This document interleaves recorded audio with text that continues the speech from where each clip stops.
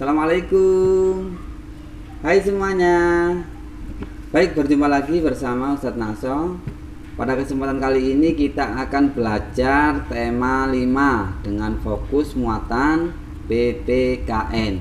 Baik, sebelum belajar, marilah kita berdoa bersama-sama. Mudah-mudahan apa yang kita pelajari hari ini bisa bermanfaat untuk diri kita, lebih-lebih untuk orang lain ya. Amin ya robbal alamin. Yuk kita berdoa bersama-sama. Berdoa mulai. Bismillahirrahmanirrahim. Rabbi shrah li sadri wa yassir li amri wahlul 'uqdatam min lisani yafqahu qawli bi rahmatika ya arhamar rahimin. Baik, terima kasih anak-anakku yang sudah ikut berdoa bersama-sama. Pada hari ini kita akan membahas tentang menelaah keberagaman sosial, budaya, dan ekonomi masyarakat. Jadi hari ini kita belajar tentang keberagaman. Nah, kira-kira seperti apa? Ayo kita belajar bersama-sama. A few minutes later. Nah, sekarang kita belajar tentang pengertian dari keberagaman itu sendiri. Nah, kira-kira seperti apa sih pengertiannya? Yuk kita baca bersama-sama. Dikutip dari situs resmi Kementerian Pendidikan dan Kebudayaan Republik Indonesia, pengertian keberagaman adalah suatu kondisi dalam masyarakat yang terdapat banyak perbedaan dalam berbagai bidang. Ya, jadi keberagaman itu adalah suatu perbedaan dalam berbagai bidang. Contohnya apa saja? Perbedaan dalam suku bangsa, perbedaan dalam ras, agama, keyakinan, ideologi politik, sosial budaya, dan ekonomi, serta banyak hal lainnya yang berbeda dari masyarakat itu. Sekarang kita akan belajar lebih spesifik lagi. Kira-kira keberagaman apa yang akan kita bahas hari ini? Nah, yang pertama adalah keberagaman sosial budaya. Kita tahu bahwa manusia, kita semua masyarakat adalah sesuatu yang lazim atau sesuatu hal yang wajar apabila ada suatu perbedaan ya. Karena itu kita disebut dengan makhluk sosial, makhluk yang membutuhkan orang lain, makhluk yang tidak bisa hidup sendiri. Karena itulah ada perbedaan. Perbedaan itu bukan untuk saling bercerai-berai ya. Perbedaan itu untuk saling melengkapi. Baik, sekarang kita akan membahas tentang keberagaman sosial budaya. Yuk kita pelajari bersama-sama. Keberagaman kehidupan sosial budaya masyarakat Indonesia dipengaruhi faktor lingkungan ya. Masyarakat di pegunungan lebih banyak menggantungkan kehidupan dari pertanian, sehingga berkembang kehidupan sosial budaya masyarakat petani. Masyarakat di pantai mempunyai mata pencarian sebagai nelayan dan berkembang kehidupan sosial masyarakat nelayan. Jadi seperti itu ya. Jadi keberagaman sosial budaya itu salah satu faktornya dari tempat tinggal atau letak geografis dari masyarakat tersebut. Contohnya di pegunungan, maka dia akan mempunyai atau keberagaman dalam hal kehidupan di pertanian ya. Jadi yang di pegunungan atau di desa itu biasanya ya semuanya rata-rata mata pencariannya ya di bidang pertanian. Demikian pula dengan masyarakat yang berada di dekat pantai ya atau di dataran rendah. Nah, itu juga biasanya ya mata pencahariannya adalah sebagai seorang yang apa? Nelayan ya, yang mencari ikan di laut dan lain sebagainya. Itu merupakan sebagai keberagaman sosial budaya. Kita lanjutkan pembahasan kita. Ciri-ciri masyarakat pedesaan. Nah, tadi kita sudah membahas bahwa terkait masyarakat pedesaan ya atau masyarakat daerah pegunungan masyarakat daerah pesisir pantai itu mempunyai keberagaman dalam hal mata pencarian. Nah, di sini kita akan membahas tentang masyarakat pedesaan. Kira-kira ciri-cirinya seperti apa? Yang pertama adalah hubungan kekerabatan masih kental. Ini seringkali masih kita rasakan, seringkali masih kita temukan saat di desa itu kekerabatan itu masih sangat kental sekali. Jadi satu sama lain masih saling bahu membahu, tolong menolong, gotong royong itu masih sangat kental di daerah pedesaan. Ya. Yang kedua, masyarakat dekat dengan alam. Jadi masyarakat dekat dengan alam. Rata-rata pedesaan itu biasanya adalah di daerah pegunungan atau di daerah pesisir ya seperti itu. Di daerah pinggiran pantai ya atau di pulau-pulau, dan itu rata-rata mereka semua adalah dekat dengan alam bebas ya, dengan alam yang alami gitu. Selanjutnya, jumlah masyarakat lebih sedikit daripada di kota.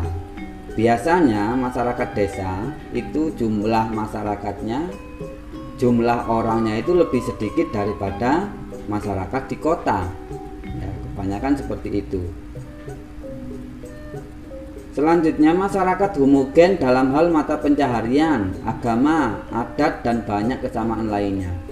Homogen itu apa sih? Homogen adalah sesuatu yang sama ya, atau sesuatu yang tidak banyak bervariasi, tidak banyak macamnya. Contoh, saat di desa biasanya itu mata pencahariannya adalah petani ya, seorang petani ya. Rata-rata ya semuanya ya petani, jarang ada yang di bidang hal yang lainnya. Karena itulah dinamakan biasanya di daerah pedesaan itu masyarakatnya homogen. Adatnya juga seperti itu. Adatnya biasanya dalam suatu desa itu sama. Agamanya juga demikian, dan banyak hal lain yang mempunyai kesamaan. Kita lanjutkan. Kalau yang tadi ciri-ciri dari masyarakat pedesaan. Selanjutnya, ciri-ciri masyarakat perkotaan seperti apa? Yuk kita pelajari. Yang pertama, masyarakat yang bersifat individualisme. Apa sih individualisme? Individualisme adalah masyarakat yang dimana dia lebih sering atau lebih bisa bekerja atau bersosialisasi sendiri. Dia lebih sering bersosialisasi sendiri atau dalam hal keluarganya sendiri ya, seperti itu. Terkadang ada masyarakat perkotaan itu yang malah tidak kenal, tidak tahu dengan tetangganya sendiri. Nah, inilah yang disebut dengan individualisme. Selanjutnya, masyarakat perkotaan itu biasanya gaya hidup lebih mewah. Ini kebiasaan ya, biasanya atau rata-rata masyarakat perkotaan itu hidupnya lebih mewah, gaya hidupnya lebih modern. Ini ya yang seringkali kita ketahui bahwa masyarakat perkotaan memang biasanya lebih modern, lebih terdepan ya dalam hal apapun daripada masyarakat pedesaan. Memiliki pendidikan yang relatif tinggi. Jadi masyarakat perkotaan itu biasanya pendidikannya di atas atau lebih tinggi daripada masyarakat pedesaan. Tetapi bukan berarti masyarakat pedesaan itu pendidikan semuanya rendah. Ya. Tidak seperti itu. Ada juga yang masyarakat pedesaan itu pendidikannya tinggi, tetapi dalam jumlah yang terbatas. Tidak seperti di kota. Kalau di kota itu biasanya hampir semuanya itu pendidikannya sudah tinggi, minimal sudah menempuh di universitas ya, sudah sarjana, itu minimal seperti itu. Tidak memiliki ikatan yang baik dengan kebudayaan dan adat istiadat. Ini masyarakat perkotaan kadang sudah tidak mengenal lagi adat istiadat atau adat nenek moyangnya, kadang sudah tidak mengetahui atau tidak menjalankan ya, karena adat istiadat di perkotaan sudah tidak kental, tidak seperti di masyarakat pedesaan. Jadi seperti itu. Baik, selanjutnya kita akan membahas tentang keberagaman ekonomi. Ya, kita akan membahas tentang keberagaman ekonomi. Ada banyak faktor yang mempengaruhi keberagaman ekonomi. Salah satunya atau beberapa diantaranya adalah ada 3 faktor. Yang pertama adalah kondisi geografis. Ya, kondisi geografis di mana masyarakat itu tinggal. Masyarakat pedesaan rata-rata pada umumnya itu mata pencahariannya adalah seorang petani, nelayan, dan yang lain sebagainya. Ya, tetapi saat masyarakat perkotaan biasanya itu lebih bervariasi, ya, lebih heterogen, lebih banyak macamnya, lebih banyak macam dari mata pencariannya.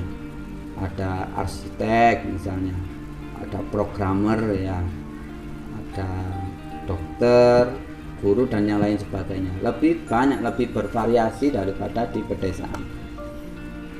Selanjutnya, penerapan teknologi ini juga menjadi faktor penting dalam hal ekonomi.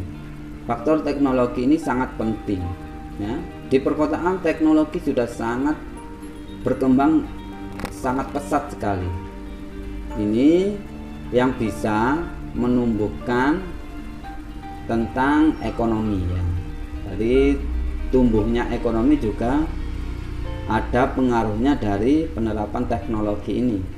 Kalau di pedesaan biasanya kita melakukan suatu hal masih manual, tetapi kalau sudah di perkotaan sudah banyak sekali alat atau bahan-bahan yang bisa digunakan untuk memudahkan kerjaan kita, ya, itu ya, untuk memudahkan pekerjaan kita. Nah, itu salah satu, yaitu penerapan teknologi.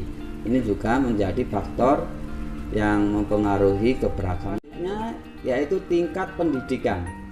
Ya, tingkat pendidikan ini juga menjadi faktor keberagaman ekonomi. Ya, jadi pendidikan yang tinggi dan pendidikan yang rendah biasanya mempunyai keberagaman masing-masing, baik dalam hal mata pencaharian ataupun usaha-usaha yang lain, ya, seperti itu. Nah, seperti yang sudah Ustadz jelaskan tadi, bahwa tentang keberagaman sosial, budaya, dan ekonomi itu bukan hanya dirasakan oleh kita masyarakat Indonesia saja, tapi hampir semuanya, hampir semua negara, semua masyarakat juga merasakan keberagaman itu, termasuk negara-negara ASEAN, ya, termasuk masyarakat ASEAN juga pasti merasakan keberagaman itu semua. Nah, apakah di negara lain di ASEAN lebih maju dari kita? Ya, tidak juga. Ya, di sana juga ada desa, ya, ada juga kota, ya, banyak, hampir sama dengan Indonesia.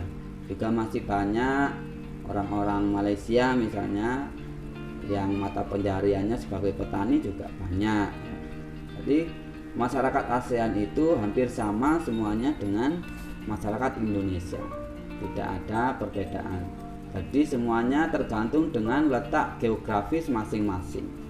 Saat letak geografisnya di pegunungan, maka kebanyakan mata pencahariannya adalah petani dan yang lain sebagainya.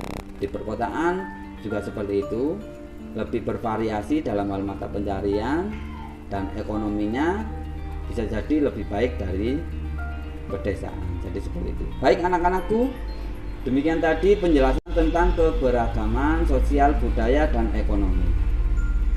Jika ada yang kurang dipahami, bisa ditanyakan, bisa melalui kolom komentar, atau bisa menghubungi gurunya masing-masing. Baik, terima kasih yang hari ini sudah menyimak video pembelajaran ini.